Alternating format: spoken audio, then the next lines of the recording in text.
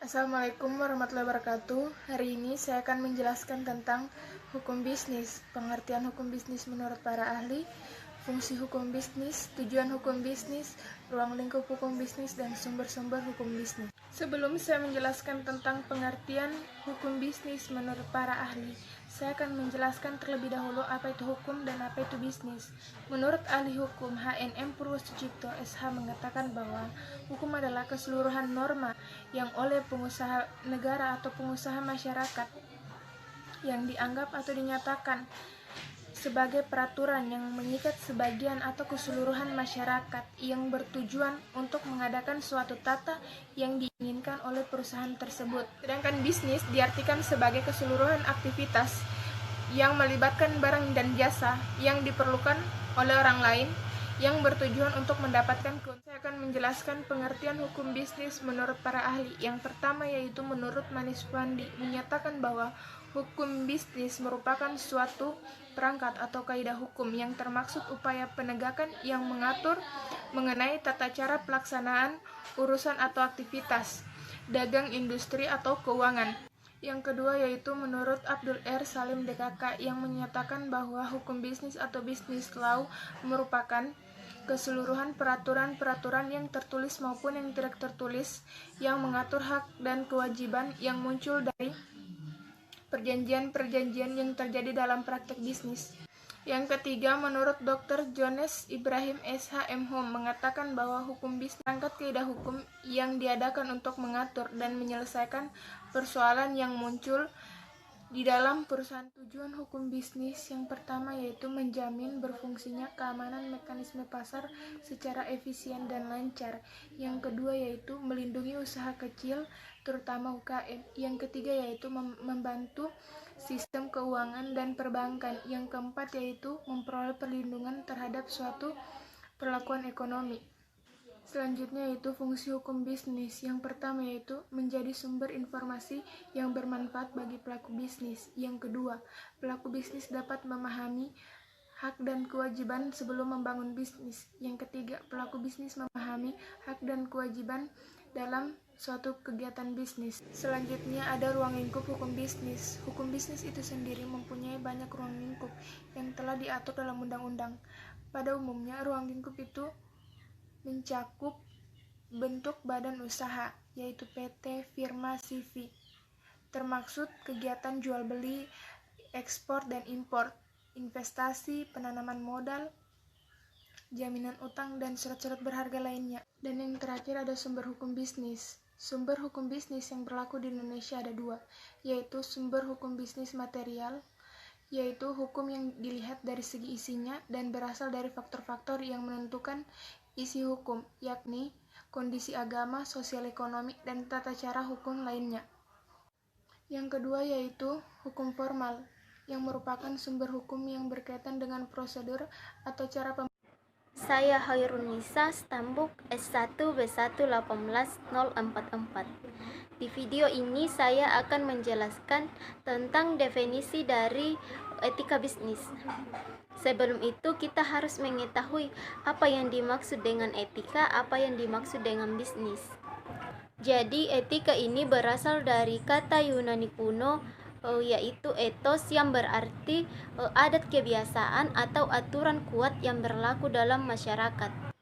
Dengan demikian, etika mengatur tindak tanduk kita untuk mengikuti aturan tersebut yang akan membentuk moral kita dalam masyarakat. Sedangkan bisnis adalah suatu organisasi yang menjual barang atau jasa kepada konsumen atau pebisnis lainnya untuk mendapatkan laba atau keuntungan. Jadi, kita dapat menyimpulkan bahwa etika bisnis merupakan aturan yang tidak tertulis mengenai cara menjalankan bisnis yang adil yang mencakup seluruh aspek yang berkaitan dengan individu, perusahaan, dan juga masyarakat.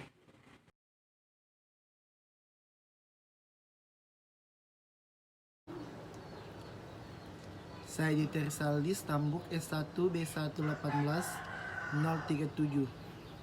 Dalam kesempatan video kali ini, saya akan menjelaskan tentang prinsip-prinsip etika bisnis.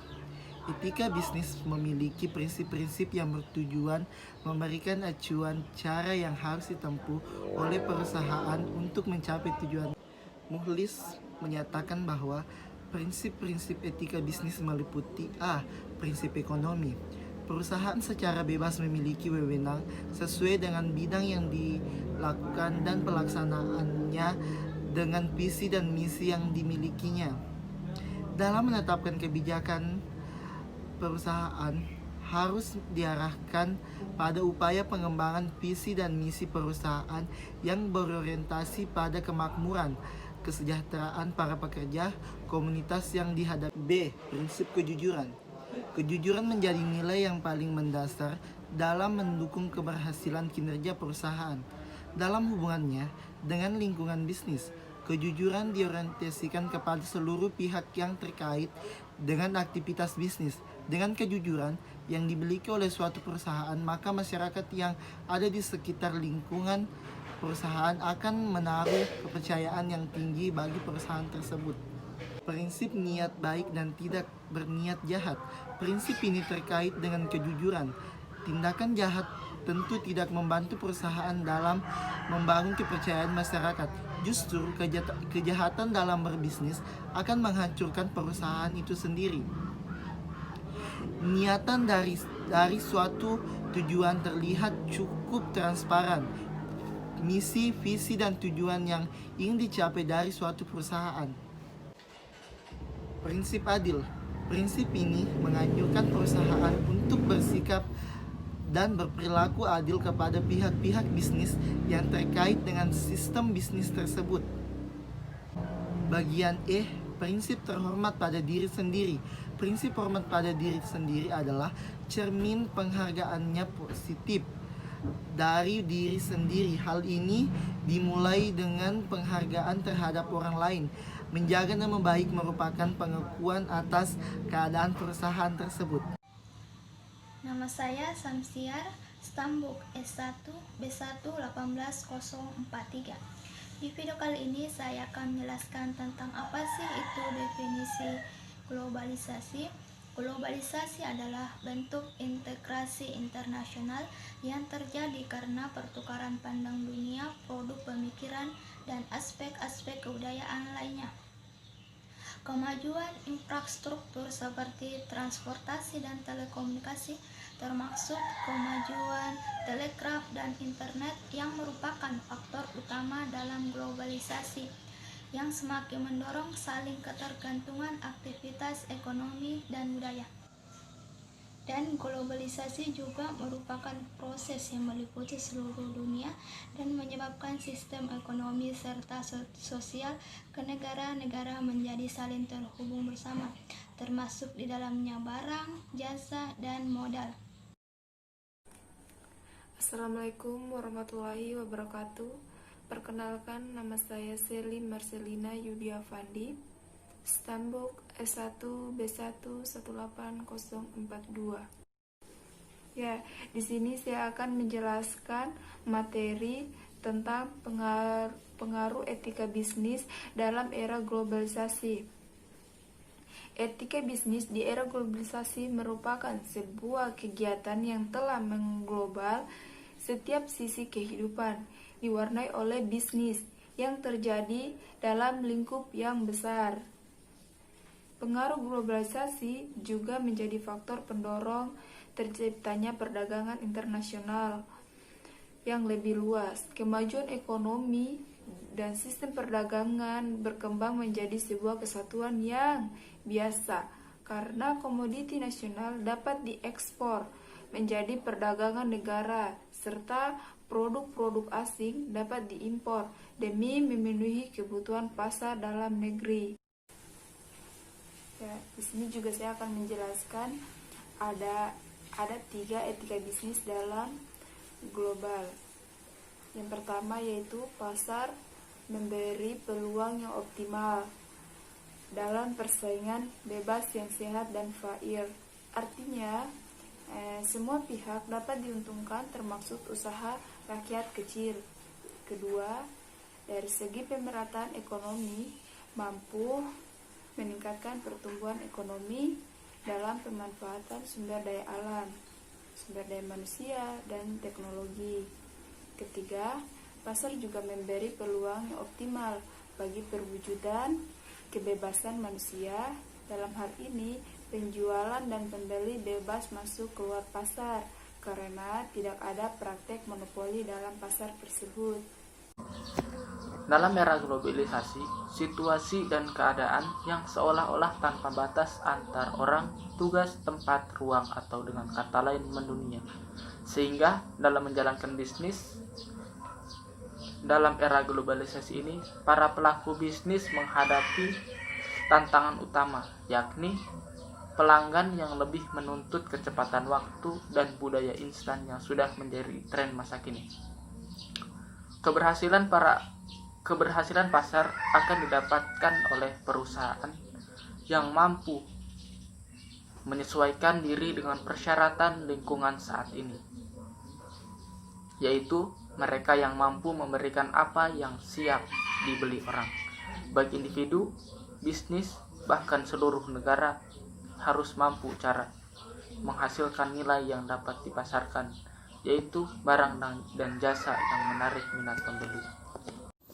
Bismillahirrahmanirrahim. Assalamualaikum warahmatullahi wabarakatuh. Perkenalkan, nama saya Gary Samaendra, Stambuk S1 B1 18038. Jadi pada kesempatan kali ini saya akan menjelaskan materi tentang kode etik dalam etika bisnis.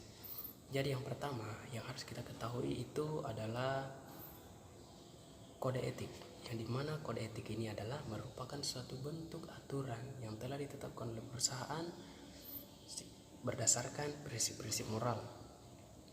Untuk etika bisnis ini yaitu merupakan suatu kegiatan bisnis yang mencakup seluruh aspek, baik itu individu, masyarakat, dan perusahaan tersebut. Untuk kode etik dalam etika bisnis ini sangat penting, yang dimana kode etik ini merupakan suatu aturan yang ditanamkan oleh perusahaan tersebut sehingga karyawan dapat bekerja dengan baik sesuai dengan norma-norma yang berlaku. Dalam hal ini, kode etik juga sangat berpengaruh dalam perusahaan, yang dimana mempunyai tujuan tersebut. Yang pertama, satu, meningkatkan kepercayaan kepada publik. Yang kedua, menyediakan pegangan untuk dapat diterima sebagai pedoman. Ketiga, menyediakan tanggung jawab atas perilaku yang tak tersedia. Terima kasih, itu saja materi yang dapat saya sampaikan. Adapun kurang lebihnya mohon dimaafkan. Billahi taufiq wal hidayah. Wassalamualaikum warahmatullahi wabarakatuh. Saya Sumirat, Stambuk S1 B1 18040. Pada video kali ini saya akan menjelaskan tentang etika bisnis di bidang pemasaran dalam menghadapi era globalisasi. Dalam setiap produk harus dilakukan promosi untuk memberitahukan atau menawarkan produk atau jasa agar lebih mudah dan cepat dikenali oleh masyarakat dengan harapan kenaikan pada tingkat pemasaran.